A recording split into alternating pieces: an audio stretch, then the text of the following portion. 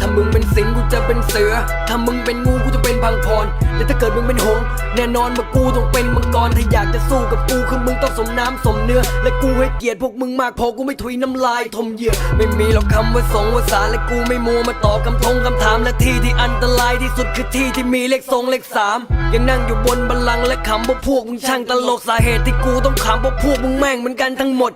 แรปกูอันตรายเพราะมันเป็นทั้งด่างทั้งกฎยังห่างทั้งหมดยังต่างทั้งหมดและสมัยแรปกูแผดเผาถ้ามึงเป็นทานกันหมด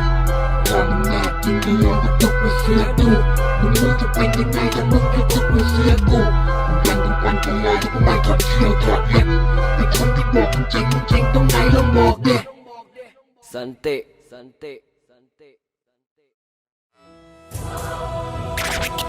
Come to the battle